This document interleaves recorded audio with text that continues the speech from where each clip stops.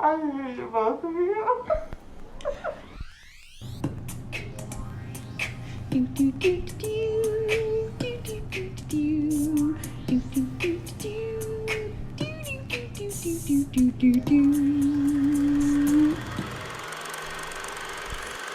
So, Are you recording locally? I'm recording everywhere on all platforms.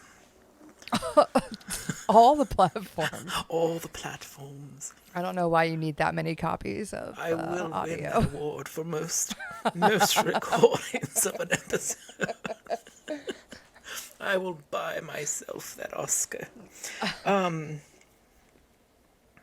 Welcome, by the way, to One Foot That Is on the Ground. This is Ashley. And this is Johnny. And today we are discussing the classic Audrey Hepburn film, Charade, from 1963. Nailed it. Look at you. It also Look at stars you. Cary Grant, which, you know, I guess he should get some recognition for his work, I suppose. It also has Walter Matthau. And James Colburn. Is that right? There you go. Yeah. I was blanking on his name. There's no I know L. him. Coburn, but yeah. Coburn. Or Okay, is- I'm sorry. Coburn. Yeah. The only other thing, I mean, I know he's famous for other stuff of some sort, but Who, James? yeah. Like The Magnificent Seven and Great Escape? Yeah, I never saw those.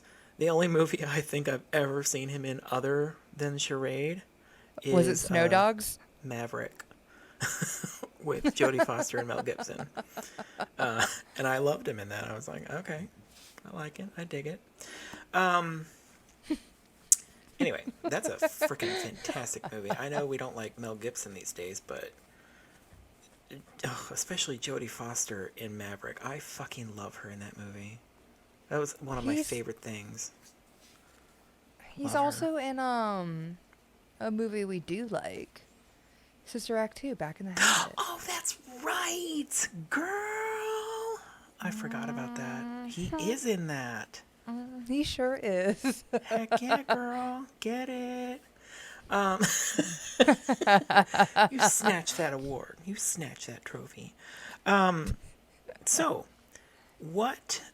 how do we talk about this beautiful piece of cinema? I guess. What do you mean? I don't know. I'm having trouble figuring out life. So what is this movie about, Ashley? It's about a woman who is, I guess, in the midst of a divorce. She doesn't seem to like her husband very much. And he conveniently dies. But he also was on the lam because he had come across stolen $250,000 of 1960s money. And other people were looking for it. Nobody found it when he died. And so the film is about Audrey not knowing anything, but people convinced that she has the money. And so it's a big who's who? That's wrong. But who's what? A who's what? Maybe. It's really like old Alfred Hitchcock is what this movie feels like. I could see that. Like not spooky Hitchcock. But with the fun of Stanley Donen, because Stanley Donen's the director, and it was written by Peter Stone. Well, I think there was two writers, but Peter Stone is one I remember, because he's on the commentary track with Stanley Donen. So Mark Bem? Sure. That poor guy. Don't know who you are. So you are correct on all accounts. So this film, by the way, I watched it. Yes, you did. I just want to warn the kids out there, the footsies, that if you have not seen this film and you would like to see this film, do not listen to us until you've seen it. Stop the podcast and go watch the film. And I say that only because we are definitely going to ruin this movie for you if you haven't seen it, because it's hard not to, and that's the fun of talking about it, is that there is a twist, and it's a good one. And I certainly hope Ashley's not going to roll her eyes and be like, oh, I saw it coming the whole time, because you could not have. First of all, after your little disclaimer, I'm going to tell you what I wanted. The twist I wanted and the twist I got. Well, because there's a lot of twists in this movie. Most of it is identity, like with Cary Grant, because Cary Grant switches his identity throughout the whole movie. It's hard to figure out who the hell he actually is. But what were you going to say? What did you want? About the twist I wanted? Yeah. So, first of all, when we opened the film, I dug it. I dug the little body rolling off the train or whatever. I dug the... Because like a haphazard disposal of a corpse. I'm into that. Before the opening titles. But I also dug the banter between Audrey Hepburn and Cary Grant. Yeah. I was going to say they're both so good in this movie. And that's one of the reasons, is their back and forths. They're fantastic together. Yeah. But keep going. And Audrey's just like negging him. And it's quite lovely. It's lovely to see an older film, especially, that doesn't... Well, I heard this described of Audrey Hepburn in general before. I can't remember. I wish I could remember who said it, but it was like, she's neither a virgin nor a whore. Mm-hmm. And so often we get either or in these types of films, but like Audrey very much wants to bone down with Cary Grant. Oh yeah. And it's not like she's not shamed for it. I mean, not that anybody's around to shame her for it. Right, but she just kind of like, Audrey's character in this flick just kind of like owns herself. And I dig it. Like, she's not afraid to like not know the answer to a question, but she also like fires back when she does. You know what I mean? Like, she's not like protecting anybody's fucking ego. Yeah. I mean, in the end, she does end up with the dude, which I was like, whatever. I mean, it's like 1963. It's yeah, but it was like it's also not 2021. It ends with a marriage proposal tragically or something. It ended with a marriage proposal after they spent 2 days together, and what is it? 4 identities from Cary Grant, like. Yeah. No, I was like, all right, get out. Yeah, I'll agree with you on that, because I had when I watched it this time in particular, all the other times I watched it, none of that really bothered me for some reason. But this time I was like, I'm sorry, if somebody told me that he was like 4 different people within 2 days, I would never want to see this person again. But he is Cary Grant. He's very charming, so I guess maybe that's he was like why it a works. plank of wood, like, in this movie. And I know that that's like intentional because, like, he's supposed to be so many other people. He's very guarded in the film. But yeah, I wanted what I wanted when it opened. I was like, it's gonna be some shit where Audrey knew the whole time, and she always knew where the money was. Oh, I didn't. I wanted it to be her. But it was made in the 60s, so why would it be? Why would she take the money and give Cary Grant the finger and run off? True. This isn't The Postman Always Rings Twice.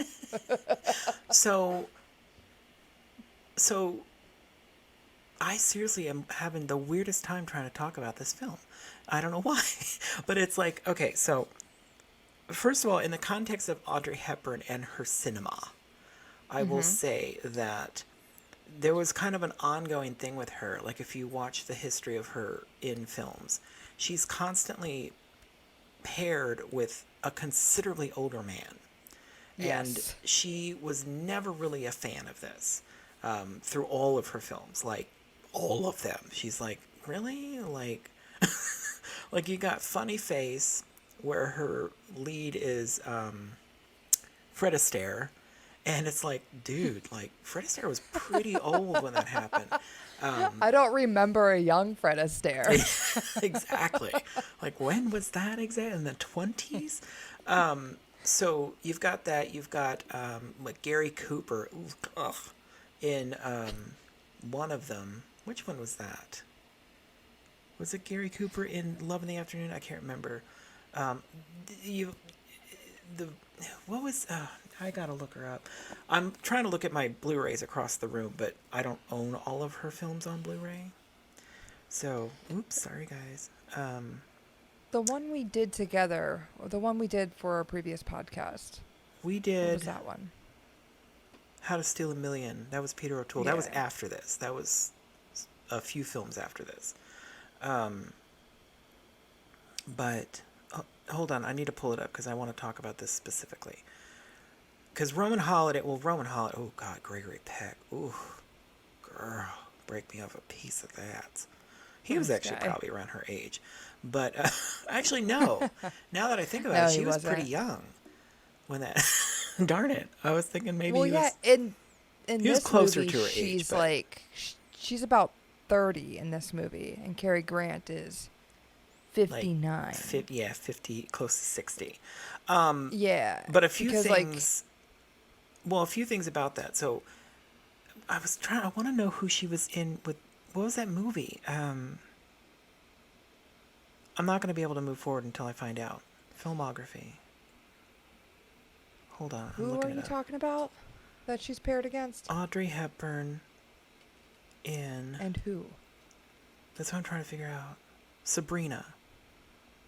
It was gross old Humphrey Bogart. It was Humphrey. Oh, yeah. So, because William Holden was the other brother in that movie. And she actually was going to marry William Holden.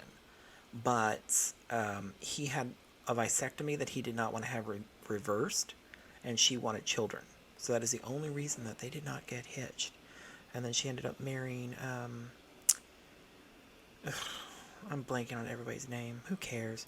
She married somebody else. Not as cool. And anyway. The But one in that Roman she Holiday, or not Roman Holiday, in Sabrina, Humphrey Bogart was the only actor to work next to her where he had problems with her. And it was because she wouldn't sleep with him. Like, off the record Classic. or whatever. So he had issues with, and literally up until like forever, that was the only time that anybody was ever mean about working with Audrey Hepburn. Everybody else was like, yeah, I think you're lying, because she was lovely. Yeah, she is most famously just a fucking gem of She a is. human. Gary Yeah. Cooper was Love in the Afternoon. Okay, so anyway, so old guys, right? So by the time she got to this particular film, she was tired of it. And that's why she's constantly mentioning how old he is in this movie.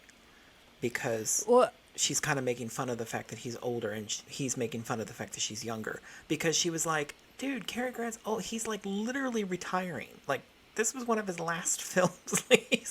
She's like, he's on his way out to pasture, and you're putting him in here with me? Rude.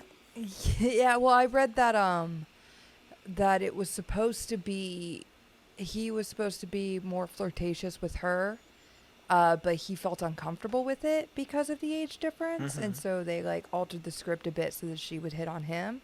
Yeah. But it's also funny because like 2 years after he married what's her face, who was like 19. like Well, that's, like get out. you know, that's men for you. But Yeah. now that I'm stuck here, guys. I'm sorry. Because after she did Charade, she did Paris When It Sizzles. And I'm sorry, guys. bear with me for a second. What? William Holden. My Yes. Fair Okay. Lady? So I just wanted to confirm that it was William Holden. Okay, now I'm done. So,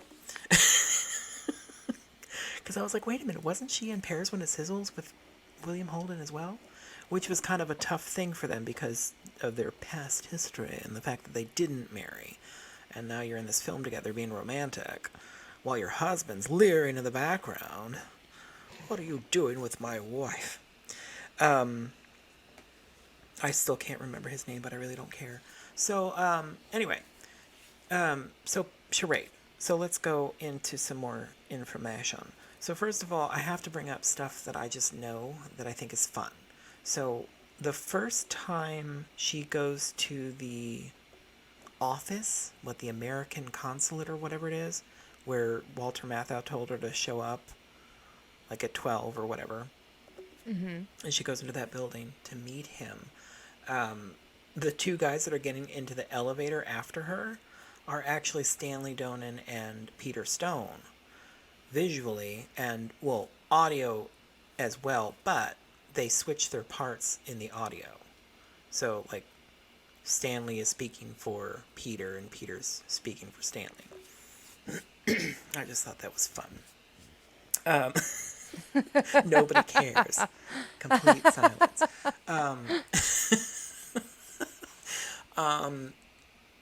A couple of other things that I thought were great. Well, one of them was, I'm going to bring up the commentary because I've told you, I don't know if I've said it on the podcast, but this is one of my favorite commentaries ever on a DVD, Blu-ray, or anything. It is so freaking good. But one of my favorite things is their chemistry is fantastic as friends. But they were talking about, early on in the movie, they were talking about whether or not they should give away the surprise ending. And and they're like, well, why would somebody watch this with commentary if they've never watched the movie? That would just be weird. And I was like, oh, I guess you're right. Like, but it is kind of one of those things. And like I said, even with us talking about it here, it feels like you shouldn't talk about it because it is such a good reveal. And of course, everybody's going to be disappointed, just like we Ashley. spoil every movie. We do. I'm very. We do. Ashley hated this reveal, I swear. Well, all right. So what happens is, okay, so Charlie is murdered on the train, and his body is thrown off the train. Which, that's this is a fun. Charlie's Audrey's husband. Yeah, Audrey's husband, yeah. Charlie. Her character's husband, Charlie. Right. So he's killed, thrown off the train, and I'm getting all this stuff. I told you I don't know how to talk about this. So in the beginning, that opening shot is kind of fun because he actually wasn't thrown from the train. He was actually standing on like a platform, and they had to time it perfectly for the panning shot to coincide with him getting tossed off on the other side. So I just thought that was a fun little fact bit of to movie know. magic. Well, movie magic there. And they did have to time it with an actual train that was going to be going past there. So because they didn't want to pay for like having a train on a track and doing all that shit. So Yeah, they just who waited does? for the 12 o'clock train to go by. Anyway, so there's that. But anyway, so he gets thrown off the train, he gets murdered. And what happens is Audrey, well, she doesn't even know that yet, right? Does she know that yet? I can't remember when she finds out. She doesn't know that yet. She doesn't know that. I wanted her to know that. I wanted her. I wanted it to be her and her husband all along. I wanted him either to not be dead and then be like, maha, or him be dead. And she's just like, greedy Marty. Yeah, she's like, I do know the value of stamps. And but she runs off. But she comes home to the empty apartment, which is one of my favorite. I freaking love that scene where she's like opening up all the closets. It's completely their apartment's completely wiped out. It's a gorgeous fucking apartment though.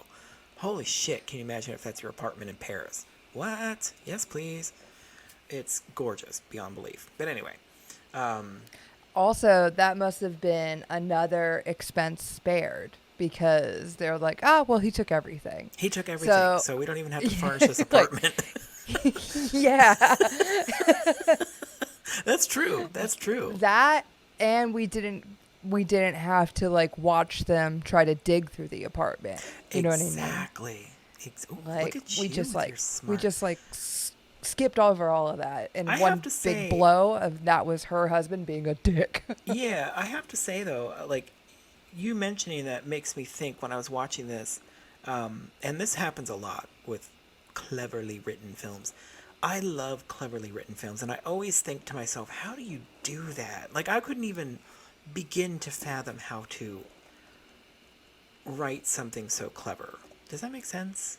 Like I feel like I probably could if I put a lot of effort into it, but it's like that's a lot of work. Well, It's like to I remember think that a you lot have of to times. bring up these things and remember that this guy sneezes and this guy does this thing and that's why it's good to bring it up. Gross. And That guy sneezing on the corpse.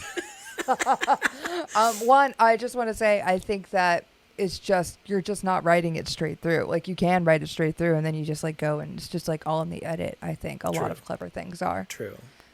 Because I love clever things. It makes me so happy. Especially if you watch it more than once and you really get all of the nuanced things that they did to kind of give you clues about stuff. But, and this one definitely does that. It's still fun for me to watch, even though I know what happens. But anyway, so Audrey, she's left alone. Nothing. No apartment, furniture, nothing. Charlie liquidated everything, took the money, and went on the train and murdered on the train. The only belongings that were left behind were in a bag, and they were all accounted for. Like the police made a very, a list. What do you call that? A good list. A good list of things. Very proper. So they An inventory? An inventory. They documented everything very strategically. Like, this is everything that was in this bag. Where is this money? And then the problem is that people are looking for this money. So people that he was in the war with at some point back in the day. So, so they are looking for this money, and she doesn't know where it is. I mean, you think that. I mean, like Ashley, she's always thinking Audrey Hepburn's sneaky, trying to get that cash. I want a sneaky Audrey. She doesn't know who killed him. She doesn't know anything that's going on. She didn't even know Charlie had multiple identities. Like, thanks. Yeah. She didn't know he was a dirty, rotten crook. Exactly. So the stuff in the bag, there's like, what is it? Like tooth powder, which is funny because we don't use that anymore. We use toothpaste. A comb, an envelope that was stamped. It was a letter to her that was not sent. And an address book or an appointment book or whatever, and something else. Oh, his passport, whatever. That kind of stuff. Anyway, so they have a list of all that. And the whole movie, they keep bringing back this bag and talking about what's in this bag. There's got to be something in this bag. And, of course, there's nothing. So, anyway, so everybody's looking for this money. And the guys come to the funeral that were part of his troop or whatever in the military. And they all want to confirm that he's dead because they're all pissed that he died and took the money. And they wanted the money because it was something like it was like, what is it, spoils of war or something that they were going to divvy up later. And Charlie just took the whole amount and was spending it with his lady friend and, took the whole thing. And so now they're coming after him because they found him, I guess, or whatever. Well, obviously somebody found him because they killed him, but yeah. Anyway. So all these guys are looking for this money. Cary Grant ends up being one of them in one of his multiple identity shifts, but he originally is just a strange man that comes into the picture at the very opening. That they met in the Alps. They met in the Alps. They're both going to Paris, having a good time. Was he, like, scoping her out? Did he know that He Charlie knew who died? she was. No, did he know that Charlie had died? Oh, probably. Already? I would assume so. Because Charlie died, I assumed, like, the day before she got back. Like, she was just, like, on vacation with her friend. Yeah. And so he's, like, sniffing around Audrey. Like, girl, what you doing? She smelled good. She got that Audrey cologne by Chanel. Wait a minute, no. Who did her perfume? Whatever. Who knows? I don't know. One of those perfume makers made a perfume that's specifically for Audrey. It smells like an old lady. That sounds pretty on brand. Only because it's indicative of the time and not a modern scent. Anyway, I forgot where I was. So, yeah, So so she Yeah. ain't got it. She got an empty home, and then she is caught off guard by somebody. Yeah? Is she? One of the crooks, the ding ding crooks. Well, we meet them all at the funeral. Yeah, we meet them all at the funeral, and then they keep showing up to kind of frighten her. And Cary Grant's always there to be like, "Come into my arms, my lady. Oh, seek comfort in my person." He doesn't sound like that at all. And there's several things I want to say, and I can't think of any of them. One thing I would like to mention is there's a scene where she goes into a phone booth to call Walter Matthau. Oh, Walter Matthau's character, by the way, he works at the American consulate or something. He has something to do with America. And he's looking for the money too because he knows Charlie took it and he would like it back because it belongs to the government. So, give me my money. So he wants the money too. So he tells Audrey, "Yo, look, you can't trust anybody because somebody killed him and you need to come to me. You need to call me anytime, any day at this number. I will get to you. I will find you." And she's like, "Okay, cool, girl." So then, these guys show up or whatever and threaten her.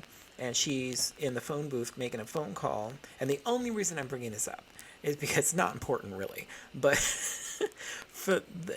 because later in the years of our lives, Jennifer Love Hewitt ended up playing her in a made-for-TV movie that I didn't even... Well, I think I may have watched the first 10 minutes and I was like, I can't do this. Because it was horrifying.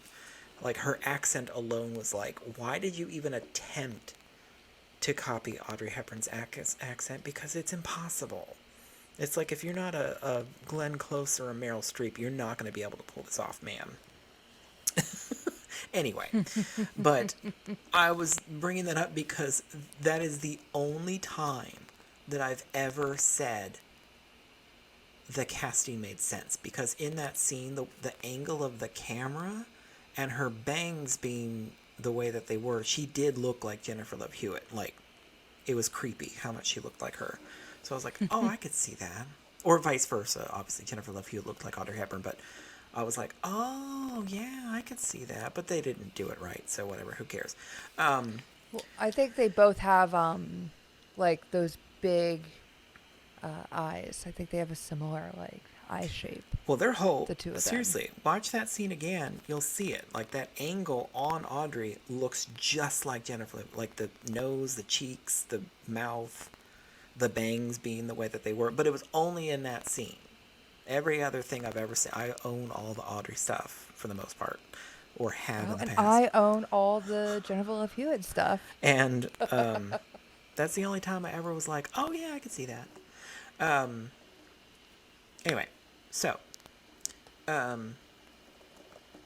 getting past that, so there's a couple of things. So I remembered the year of this film, because you know me, I never remember anything.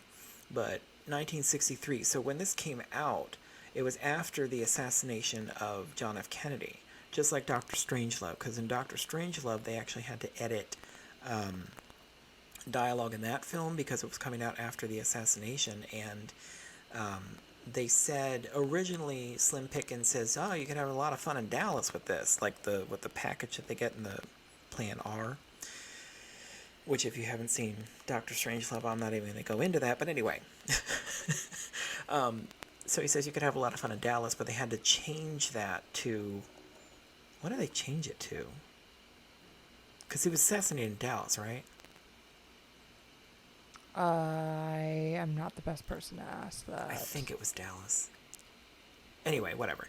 He says but you can see that they dubbed his line to something else. I can't remember what they say instead. Maybe Vegas or something. It was Dallas. It was Dallas, yeah. Yeah. So another thing that was interesting was this film, when they're on the banks of the, is that the Champs-Élysées? I don't know. I'm just saying that because I like saying that word. I don't think that's what it is. I just want to say that. Oh, it is. When they're next to the Notre Dame, on the water, there's a scene there where there's dialogue where they say assassinated. And it was hysterical because in the audio commentary for this part, Stanley Donen's like, oh, I remember this. We had to actually edit this out. They originally said assassinated, but we had to take that word out of it because we couldn't say that after the assassination of John F. Kennedy. And then it was funny because they're listening for it, and they actually say assassinated. He's like, well, I don't remember them putting that back in there. Like, when did they do that? I didn't tell them they could do that, which I thought was hysterical. And Could have I been also just like an old copy. but it was also I love that moment in the film when Cary Grant, or what was it? Audrey Hepburn says something about being the Hunchback of Notre Dame, and like indicates behind Cary Grant. And that's when the camera like kind of pans upward behind Cary Grant, and there's Notre Dame behind them, and he's like, "Oh, who put that there?" I just always thought that was so funny. It's humorous. Laugh at it. Anyway, I don't know. I just know too much about this movie. I don't think I'm helping our situation here. Anyway, great film, wonderful stuff. But what was I saying? I can't remember. I feel like I'm high, but I'm not high. I wish I was. You're high on Audrey. So anyway, back to the movie. So she basically, the whole time they're trying to look for this damn money, and one by one, all these guys that are coming after her are being killed one by one by somebody. And then in the end, it kind of looks like it would be Cary Grant because he's the last one alive. And she's freaking out because she's like, well, it's got to be him. And so she calls Bartholomew, which is Walter Matthau's character. And that's when we get the reveal that Walter Matthau is actually not the character he said he was. He was actually one of the guys from the war situation. And he was the one killing everybody one by one. And Cary Grant's like, bitch, no, that's Dial, girl. And don't do it. But beyond that, I forgot the mega reveal was that the money was there the whole time. It was in plain sight. And it was because it was the stamps on the letter that were worth all the money in the world. So, and they realized it because he had an appointment in his book, his appointment book, to go to this particular spot by the Champs-Élysées, just because I like saying that, to go to this certain spot. And every Thursday or Tuesday or whatever day it was, there's a stamp swap meet kind of thing set up, like a flea market, but for stamp collectors, which is like, I had no idea that was such a big deal, but cool. But it's like a big thing. Well, I mean, I know stamp collecting is a big thing, but I didn't realize that there was enough interest to have a whole market set up like that. I mean, that's a lot of stamps. It's a lot of people, and there was a lot of, and all I could think was, God, COVID. Ooh, girl, get out of there. Put a mask on. The reveal, like, when even the when reveal, what's his face is walking through, and he's like, and you see the like stamps. Turns and it stamps, and he turns and it stamps, and he turns and it stamps, and it's just like, and then he like turns and runs because he's like, it's the stamps. I love it. It's so like. I was like, this movie wasn't that for so long. Like, it wasn't that tone for so long, and then suddenly it was back. I feel like that was a Stanley Donen like I am so excited to tell you this that I'm gonna make it super awkward how I reveal the Yeah. secret. Yeah, and I loved when he 100%. went back and he was like, "Let me see the envelope," and the other dude, what's his name, Tex? Yeah, He just Tex. Yeah, starts laughing. he's like, she duped us all because they yeah, assumed just she like took this the mental stamps. lap. Yeah. Yeah, I was just like, good, it better be. But at this Uh, point, I was no longer convinced that Audrey was like in on it. No, but I the best part of the whole thing is one of those wonderful little details, like the foreshadowing detail that made me just love it, love it, love it, love it, love it. Was at the very beginning of the movie when Audrey's being dropped off at her Paris apartment by her friend and the kid that she was with. The kid is excited that she might get a divorce because she'll go back to America and send him a letter with stamps on it. So she says, "You just want it for the stamps, don't you?" And she's like, "Well, I'll get you some here." So that's planted in your head early on. And then at the end of Well, the film, once Audrey hasn't realized it yet, but that morning before they go to the meeting spot that was listed in the diary, she had already given the kid the stamps from the envelope. So she ripped him off and gave it to him. And he was going to go to that exact thing that they're talking about to go and swap some stamps because he wanted some stamps. I want some more stamps for my collection. So, yeah, yeah, Jean-Louis, the kid, yeah. he does not shut up about stamps from beginning to end. He's like, it's the stamps, you guys. Like, ain't nobody know the value of stamps but me, Jean-Louis. Well, But he also is like the character that answers all the questions in some form or another. You know what I mean? mm-hmm. Like, he's there to find the briefcase. He's there for the stamps. He's there for something else. Like, he be calling people out, and then people are like, "Wah!" Like, Oh my Jean-Louis is the hero of this movie. Yeah, he's pretty great. He's pretty great. Not the best actor, but whatever. No, not one bit. Not one Not bit. at He had a all. cute little sweater short outfit, though. Oh yeah, I love it. I wish I was in weather and that I could wear that. Cold weather, but my legs exposed. That's literally you, John. That is you me. You love cold weather with your legs exposed. My legs You're don't get Jean-Louis. cold, so it doesn't bother me to wear shorts in the winter. So anyway, so there's that reveal. So we all know it's the stamps, which is just spectacular. But like I said, even after that, you still had identity situations. Like you didn't know Walter Matthau was who he was or who wasn't or whatever. And so there was good surprises up until the very end when you finally find out who Cary Grant was, which he wasn't any of the people that he said he was. And he's actually the person that she needed to go and turn the stamps into to give back the money, which is why Cary Grant was there in the first place, because he was the American person looking for the government's money that Charlie had stolen. So that's the movie. Another reason that they probably had some budget like concerns or whatnot for this movie was because it was filmed in Technicolor. So as far as I remember, I think it was was it Technicolor? I think so. I'm almost certain it's Technicolor. Whatever, not the point. But it I looks like gorgeous. the palette Yeah, it's a beautiful film. of the film. Beautiful, Yeah. beautiful film on the Just Criterion reads very Collection. 60s and very French. Yes. And Really also, nope, I'm lying. I was going to say, I think this was one of the ones where Audrey stopped wearing Givenchy.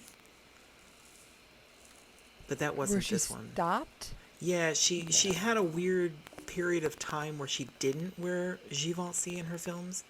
And it was very strange. Like she was trying to like get away from her image of looking glamorously gorgeous and everything. Of looking perfect all the Looking time. perfect all the time, yeah. And she's like, you know what? These people I'm playing aren't all Audrey Hepburn. Yeah. I have to I'm be playing someone different in film. She did have, that was one of her things is I feel like she was constantly trying to prove that she wasn't just Audrey Hepburn. Like, she really did go for things that she was like the Nun Story. She specifically wanted to do that film because she was like, I'm going to be wearing a habit the whole time, so I have no excuse of being Audrey Hepburn. I'm going to be a different character because you won't be able to see me in the clothes that I normally wear. You're only going to see my face. And, of course, she's fucking fantastic in that goddamn film. And then, like, Breakfast at Tiffany's, where she played a call girl, basically, but they couldn't call it that because it was inappropriate. But she was. She was definitely a lady of the sheets. Getting those $50 bills to go to the bathroom. Oh, girl. Watch the film. I don't. But no, she wore Givenchy, I believe, in Paris When It Sizzles, and I want to say she did in How to Steal a Million, didn't she? Maybe. Anyway, she famously went back to Givenchy at some point. She did because she referenced it. Did she? In that film, yeah. Yeah, because we watched. That was the one we did for the podcast. Then two for the road, I think, was one of the ones where she didn't. And then Wait Until Dark and blah, blah, blah. But then when she went back and did a movie called, I want to say it was Bloodline. Not the show that everybody talks about, but the film with Audrey Hepburn. There was like a big 70s. deal that she and Givenchy were getting back together to do the costumes for that film. So, anyway, not the point. I just love Audrey Hepburn. Can you tell? I know a lot about her. I don't know where she went to school. Sorry. God, you're so... I'm never going to get over it. I read that review That the other person's day. not listening. No, he's not. He is not. He does not care about our podcast because one of the episodes... All right. Let's move past this. What was I going to say, though? I was going to bring up something. We finished... Oh, the remake. Don't watch it. The 2005 remake? I got to. I have to know. The Truth About Charlie? Yeah. Don't do it. Don't do it. I was actually quite excited about that remake when it was announced because I loved Tandy Newton. And I thought, was it Mark Wahlberg, I think, was the Cary Grant character? Oh, yeah. Yes. Which I thought, okay, fine, whatever. He doesn't need to be and it's good. 2002. I said 2005. Not to say that he's a bad actor, but whatever. It was annoying to me because I feel like a remake of that particular film is, one, very strange. Like, why would you do that? Because it's such a specific thing. And then when he did remake it, to do my ending. I want to see it again with my ending. No, it does not have that ending, dear. And do you want to know why? And I'm going to spoil Well, this. it's a remake, I'm my going dude. to spoil this for all of you. It is No, the exact I'm saying that's same why reveal. you would have a remake. It is the exact same change the reveal. It's the stamps again.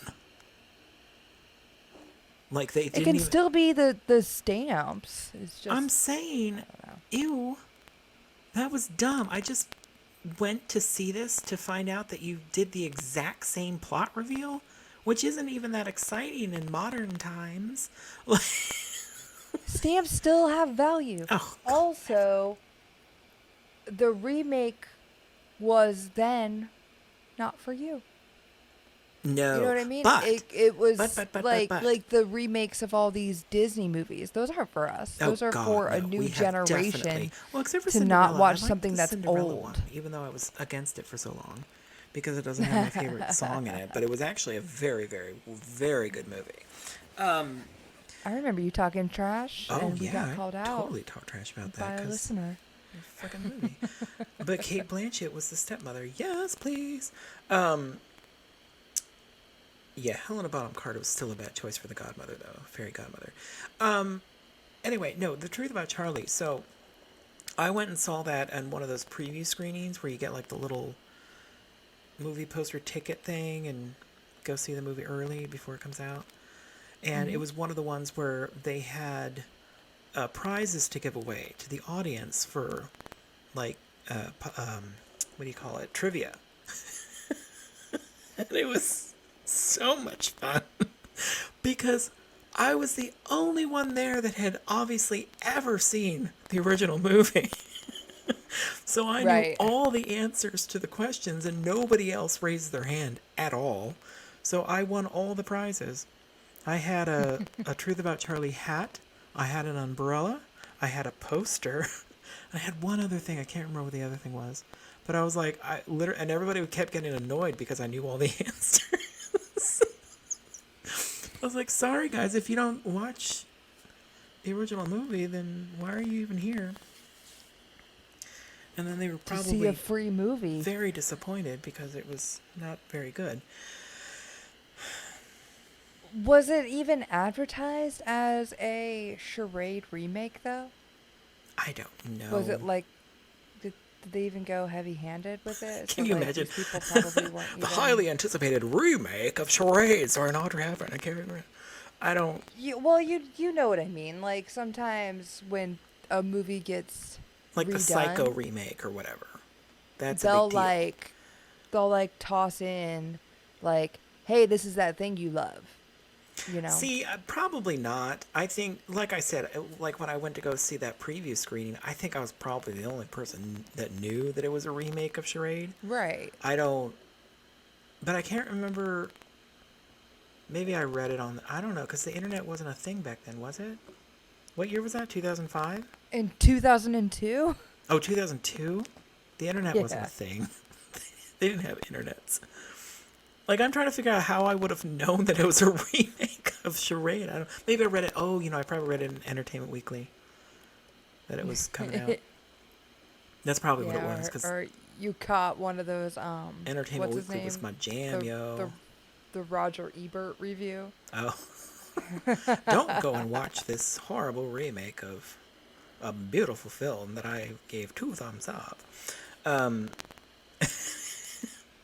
It really wasn't. The only reason I say that is because, like, at least with something like Psycho, where it was like a shot-for-shot remake, it was interesting enough to be worth seeing. Does that make sense? But with Truth About Charlie, it was like if you're just going to copy the exact same plot and the only reason... Like, the only thing that you changed were they put flashbacks to the war scenes for whatever reason, because, like, that was important. Who cares? And they put sex in there. And I was like, we didn't need either one of those things for this story to work. You had to have war and tits. Like, come on.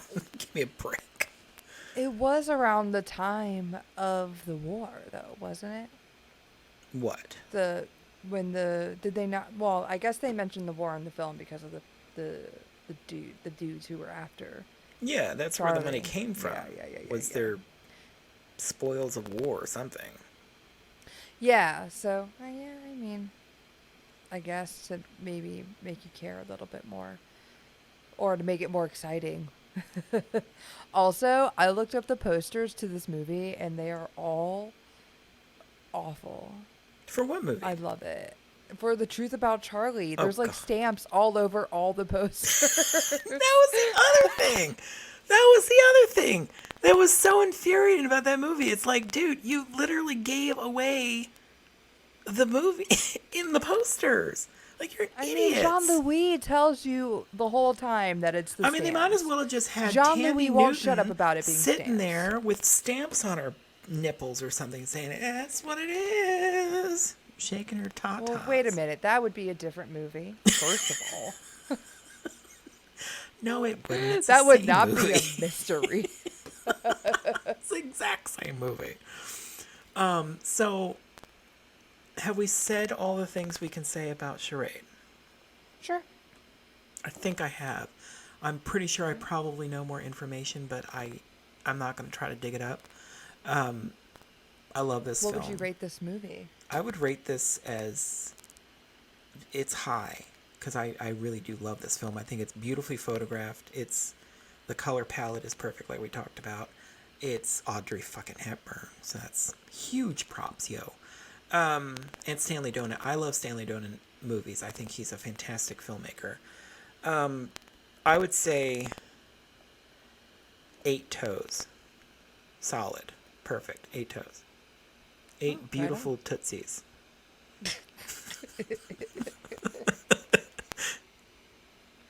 I think I'd give it like a 6.5 or a 7, I'd say. Oh my. So few toes. I mean, that's still not bad. Also, I just want to say on our last recording, we did what was the movie? I Care a Lot. We did I Care a Lot, and I gave it about the same rating, but both of us watched the movie before recording, and we both agreed to record it and only record our conversation without discussing it, because I was like, I want to talk about it. Well, and originally it wasn't supposed to be an episode, but it just it wasn't supposed to be an episode, but we both happened to have watched the movie and wanted to talk about it. Because I did want to talk about it, which we did. Yeah. But I gave it the same rating, which I'm sure I've rated things that were like 2 or 3 that I love. But I had also recommended Promising Young Woman, and after we stopped recording, I thought about how I must have made Promising Young Woman sound like trash as well. But I think that's another movie that warrants a conversation.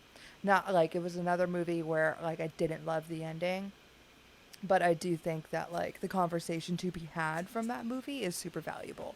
Just as I think the conversation from I Care a Lot is also valuable.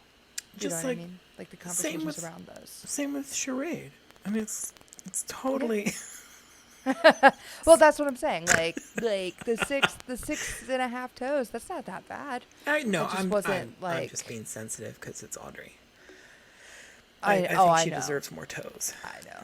I think Audrey herself is a 9.5, 10 toe woman. Oh, she's like 11 toe. She's that she's beautifully deformed foot.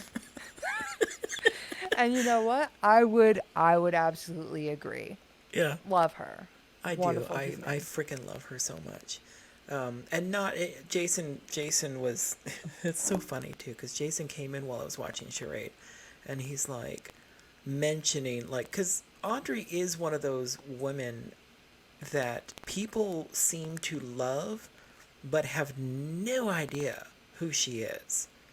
Like, she's just on their wall because there's that famous print of her everywhere from Breakfast at Tiffany's. It's like she's well like loved. Marilyn Monroe. Huh? What's that? Like Marilyn Monroe. Oh yeah, There's like that people girl who that I bought Marilyn Monroe. the Blu-rays from it at Big Lots. Do you remember that? I bought like 3 Marilyn Monroe films on Blu-ray at Big Lots, and the girl that rang me up, she's like, "Oh, I had no idea she was an actress," and I was like, "What did you think she did? Like, what did you think Marilyn Monroe did as a profession? Like." What? It still blows my mind that you wouldn't know what she did or who she.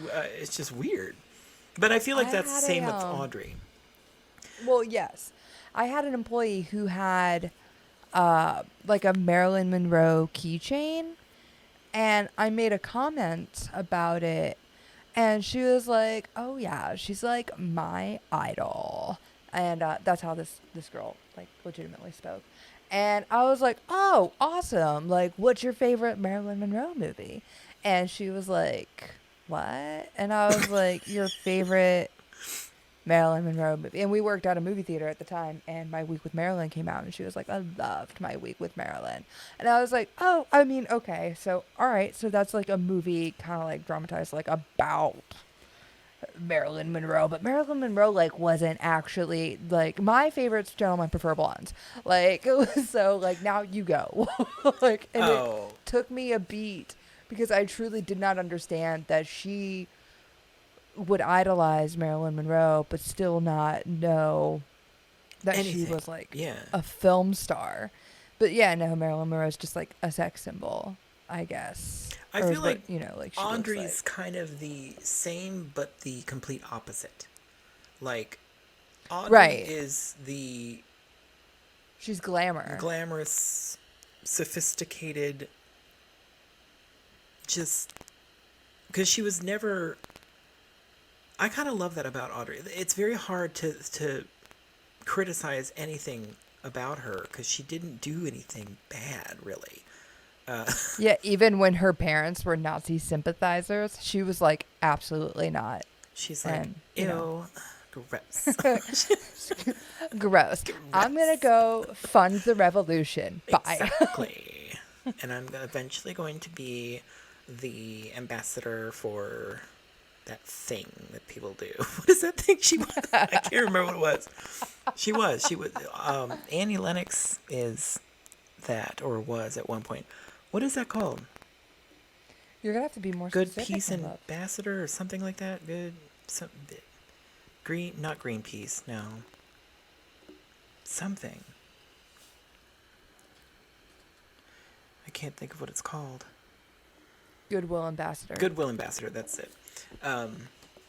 Yeah, I just fucking love. And Audrey, is she an EGOT? I feel like she might be. Audrey? If not, she's close. Because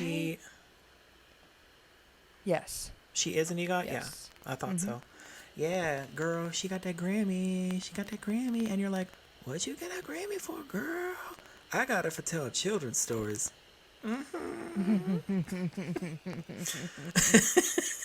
I just fucking love it. She did?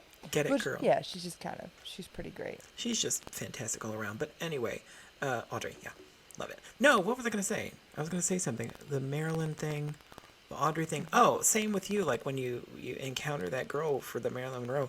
When I encounter Audrey Hepburn nerds, well, not nerds, but oh, I love Audrey Hepburn. And then I'm like, ooh, let's have a conversation. What is your favorite film? And what do you think about this? And what is that? And they're like, I saw Breakfast at Tiffany's. Like, oh. They're still allowed to love her. I know, but you know. It's definitely not what you're expecting. It's just like when people say they love Prince, and I roll my eyes at that every single time because I'm like, I can't. You're such a butthole. I can't. Don't. I can't. Well, I mean, it's kind of true though. And I think maybe it's just because I am so, what do you call it? Like,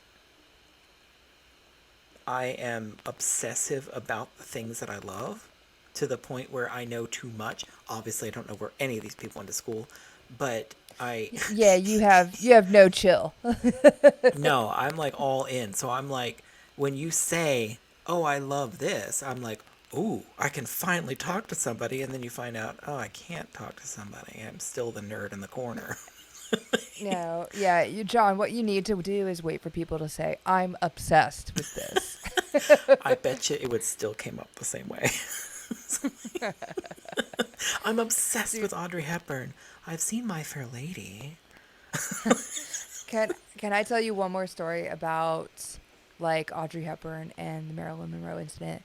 I was working someplace else, and it was like late at night, and a customer came in, and it was like just me and him, and there was like opportunity for small talk, which I hate, but like you have to do it. So he was wearing a like a Kelly Bundy shirt from Married with Children. It was just Kelly, and it was very 90s, and I think it said Kelly like beside her, like she was like leaning up against her name, and it was just like a very baggy 90s shirt for Married with Children. And there was like this silence, and so I was like, oh, I like your shirt. And he was like, yeah, thank you, do you know who she is? And I was like, Christina Applegate or Kelly Bundy? And he was like, what? You do? And like, I was like, oh, that was a legitimate question. I thought he was just going to be super pumped about Married with Children or like Christina Applegate, but it was neither. He was just sporting the shirt and asking people who she was because he had no idea. But he got compliments on the shirt all the time and nobody knew who she was. And Oh my I like God. crumbled into dust because I felt old. No, you shouldn't feel old. You should feel like, why the hell did you buy that shirt and wear it? Well, because Kelly Bundy was like a sex symbol from Married with Children. You know Was what I she? mean? I guess. She was just like always like Obviously with a not different my, dude. my And cup of tea, but no, I do love Christina Applegate, though. Absolutely. I love Christina Applegate too. I fucking love her. What a delight. How about that? I'm going to put the F word Oh. in there. I fucking love her. Oh my. Seriously, every time so she's... you loved. I Go love her. ahead. She is such a fantastic person to have in a film. And I'm going to elaborate. Because she's been in a lot of films where she's not the star, but I'll tell you, I will remember her over anybody else in that movie. Because she Like The is Sweetest Thing? The Sweetest Thing, or Going the Distance with, what is it, Drew Barrymore and Justin Long. I mean, obviously Justin Long, I'm looking at him. But Christina Applegate is spectacular in that movie. Or even Anchorman. I don't think those movies would have been as fun if she hadn't been in those movies. She was fantastic in those. She is hysterical. I love her so much. Or what was that? No, that was the same movie. Going the Distance. She's really good. She is great. She gets I two really mentions dug because just so good. Dead to Me with her and what's her face from Freaks and Geeks. She was also Velma. Yes. Yes, Linda yes, Cardellini. yes. That was Yeah. a great show. I originally did not want to watch that. Not to say that I was... It did... What am I saying? I love Christina Applegate, so of course I was going to get to it at some point. It wasn't advertised. It- That the advertising and like the marketing for it wasn't something that appealed to me. But Yeah. I was like, oh, Linda Cardellini and Christina Applegate. I'll check that out. Exactly. Yeah. And James Marsden. Oh, yeah. Well. Man. But no, I love those two, and I freaking love that show. I was so excited about that show. When I finally started to watch it, I was like, oh, yes. Oh, yes, oh, yes, oh, yes. Fantastic. But I don't know where I was going with any of that. Just that Right on. So, I love Audrey Hepburn. what would you recommend? What would for you it? recommend? Oh, I have to go first. Okay. Yeah. I have two movies. Oh, wow, good. Yeah, just in case. I always come with a few extras. So first, if you want to see more Audrey, I would recommend How to Steal a Million. Which Just we've because done an it's the episode only other on. one you've seen. Well, not only that, but it has to do with like, theft Heist. and deception and such. Yeah. But my other recommendation would be Clue. Oh, Because yeah. of all like the little twisties and turnies. That's and, good. and We all should do that. Clue someday. Have we done that? We haven't done Clue. We have Oh, I not love done Clue. Clue. I have a lot to say about Clue. I have a lot to say about Clue, too. I fucking love Clue. I fucking love Clue. Wow. I fucking love it. I would recommend... See, I wanted to try not to do just Audrey suggestions, but I want to. So I'm going to. Wow. I'm going to go with Two for the Road, which is also by Stanley Donen. And Albert Finney's in that with her. It is fantastic. We'll probably do it at some point because I mean, we're probably going to do a lot of Audrey films in the future because I just love her and I want you to see these films.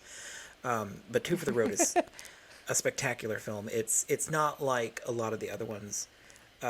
It still has Stanley's kind of vibe, but it's very serious. It's not like you know what I mean. It's good. It's a fantastic film. And it's kind of one of those ones where you always forget about it until you watch it and you're like, oh yeah, I do love this one. It's fantastic. And the other one I would recommend, based on Charade, The Nun Story, which I mentioned earlier. It's also spectacular to watch. She is brilliant in it, and I fucking love the ending of that film. It was not what I expected, and it was a pleasant ending to that film. Yeah. Oh, also, I would say Black Narcissus as well, by Palin Pressburger. Just because I love it, and it has nuns in it too. And it's Technicolor. Beautiful. Anyway. Sorry. Lots of suggestions. So. Oh, no, that was great. Watch those films, people. Do it to it. If you would like to contact us in the meantime, you can always reach out to us at 1 Foot Podcast on the Instagram and the Twitters. And you can also email us at onefootpodcast@gmail.com. And you can also reach us on the Facebook, and that is 1 Foot on the Ground. I'm changing accents so often. Like 3 different accents. Yeah, and tune in next week for it's springtime, and so we're gonna do something about my favorite plant, 1986's Little Shop of Horrors. Which one? 1986. No, which version? What do you mean? Which ending? Yes. This the is theatrical important. ending, because the other one doesn't play through. The other one's still in black and white, dog. What are you talking about? We were talking about the 2 separate endings for A Little Shop of Horrors. Do you not have the Blu-ray? I do have the Blu-ray. It's a fully completed version of that film in color. What Is are you it talking really? about? Yes. And it's spectacular. Nah, Please watch that. I've seen the ending, No, I'm like just on its saying. own. No. It's like there's 2 versions of that film on the Blu-ray. There is the theatrical, and there is the amazing director's cut that has the original ending. We can talk about the ending, but we'll watch the theatrical, I guess. And now I'm pissed because I don't The have that theatrical Blu-ray. one is going to be the one that people can find on. Yeah, I think the it's internet. streaming on something right now. I can't remember what. It's got to be streaming on everything. It's always streaming. You would think. It's always when streaming we're trying on to do it something. for It's the like podcast that I can't find it anywhere. that's true. But I'm Like- certain I just saw that listed on something, and I looked specifically to see if it was the director's cut because I wanted to watch that again because it's so good. Anyway, okay, cool. Yeah, it's probably on Amazon. Yeah, I mean, it's either that or Gone in 60 Seconds, John. I mean, either way, I don't care. It's up to you. Wow, Leprechaun. No, 1993 not that Leprechaun. one. John, it's going to be dropping March 16th. Stop it.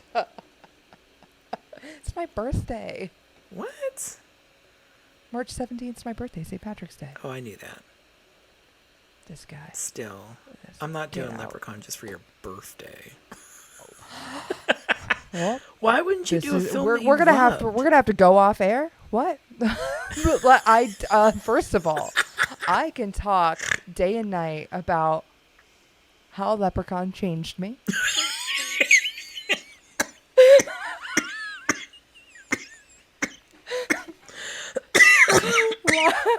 Why? Well, I don't know why you would assume otherwise. You know how you're always quoting, I want my money. I'm always quoting, it's your belly I want. Oh my god. And that's from Leprechaun. Oh no. Starring Warwick Davis and Jennifer Aniston. Oh my god. You know what? We're gonna have to clip this out because now I want to do Leprechaun. Oh, jeez. Is it streaming somewhere? It's gotta be.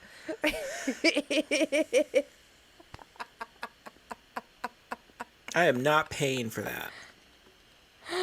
Oh, you're gonna pay. No, It's not I'm gonna money. pay in time.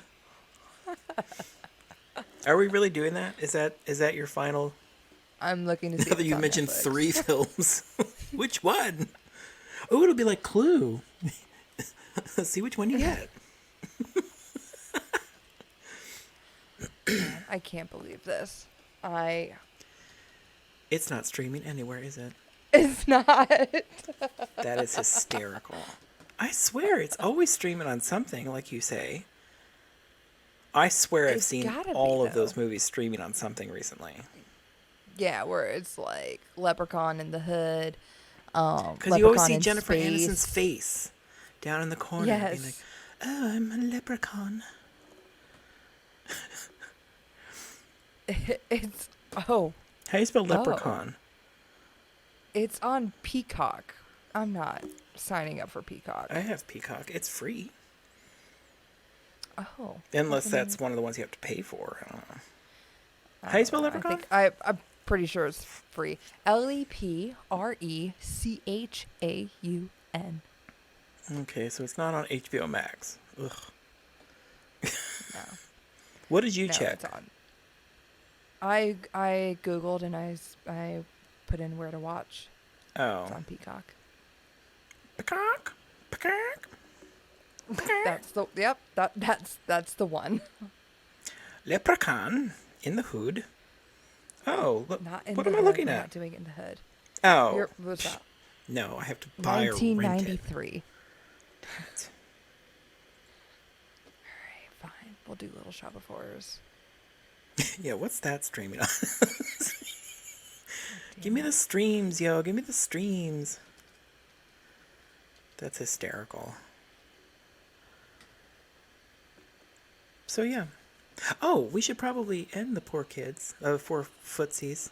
I'm trying not to call them Yeah, kids because you berated me. That's what I did. You did. You bashed me you over the assessed face. that conversation perfectly. So join us when we do some film that we will do next time. Little Shop of Horrors is streaming on HBO Max. Bye-bye. Toodles.